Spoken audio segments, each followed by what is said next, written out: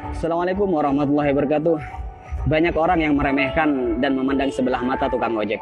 Tapi saya santai saja, karena hidup ini memang tidak pernah lepas dari komentar orang lain. Karena menurut saya, apapun pekerjaan dan profesi kita di dunia ini adalah mulia selama pekerjaan itu halal, dan termasuk sebagai tukang ojek. Menurut saya, ojek adalah pekerjaan yang membuat kita menjadi lebih tenang, santai, bebas, dan leluasa. Karena pekerjaan ini bisa mengatur waktu kita sendiri dan bukan kita yang diatur-atur.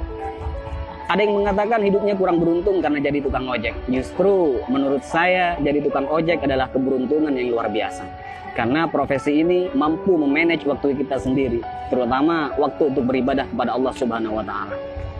Ketika menjelang waktu sholat, kita bisa mematikan aplikasi dulu untuk menjalankan kewajiban sholat tepat waktu dan bahkan berjamaah di masjid. Kalau pekerjaan yang lain, saya rasa belum tentu bisa.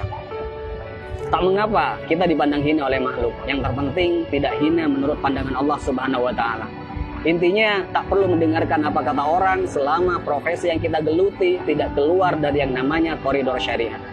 Syukuri seperti apapun keadaan dan kondisi kita, dan jangan selalu membandingkan dengan hidup orang lain agar kita tidak menjadi orang yang kufur nikmat.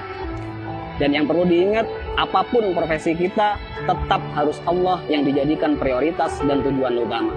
Karena Allah menciptakan kita, wa ma khalaqtul jinna wal insa illa liya'budun. Tidaklah aku menciptakan jin dan manusia semata-mata hanya untuk beribadah kepadaku.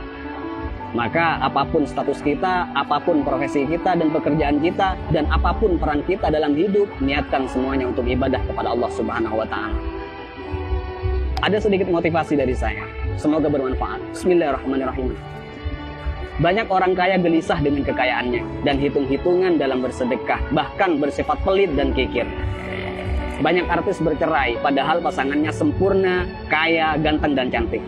Banyak pejabat korupsi, padahal puluhan juta gaji dari jabatannya. Banyak polisi yang tak mengayomi, tapi malah memeras rakyat.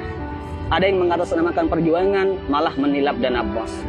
Banyak pembisnis sukses, tapi tidak jujur. Banyak yang masih bergelut dengan riba, hanya untuk gaya hidup. Ada yang menguasai banyak ilmu agama, tapi gemar bermaksiat dan tak mengamalkan ilmunya. Ada yang gemar berdakwah, tapi tak mampu mendakwahi dirinya sendiri.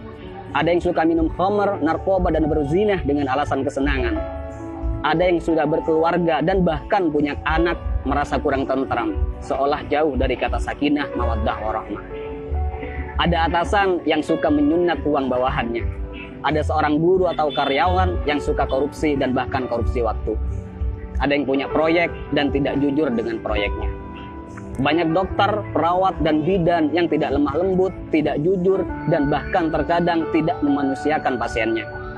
Ada yang sibuk mencari dunia sampai lupa pada Tuhannya dan lalai dalam sholatnya. Dan masih banyak lagi kasus-kasus yang tidak bisa saya sebutkan semuanya.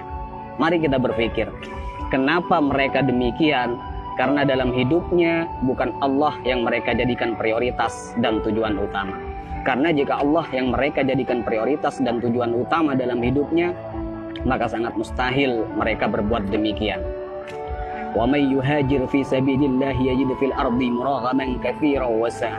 Ayo kita berhijrah. Karena ketika kita berhijrah dan lalu Allah kita jadikan prioritas dan tujuan utama dalam hidup, maka Allah akan meluaskan rezeki dan kelapangan hati untuk kita.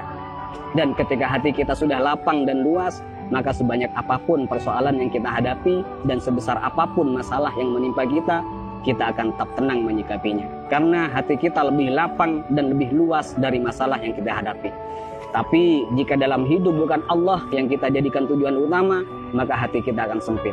Jadi sebanyak apapun harta kita, setinggi apapun pangkat dan popularitas kita, semua malah tak akan henti menggelisahkan dan bahkan membingungkan. Karena hati yang sempit tak akan pernah merasa cukup dan bahkan akan menjadikan kita sebagai budak dunia yang tak akan pernah ada puasnya. Jadi sekali lagi buat teman-teman, tak usah malu apapun profesi dan pekerjaan kita. Selama itu halal, semua adalah pekerjaan yang mulia. Dan yang terpenting, apapun profesi kita, apapun pekerjaan kita, dan apapun peran kita dalam kehidupan, niatkan semuanya untuk ibadah dan jadikan Allah sebagai prioritas dan tujuan utama. Dan jika kita galau, gelisah, sedih, gundah gulana, hati tidak tenang, maka perlu kita cek. Pasti ada kesalahan dan maksiat yang kita lakukan. Dan sudah pasti kita meletakkan dunia di atas Tuhan. Dan juga saya pastikan hubungan kita dan Allah sudah tak lagi mesra.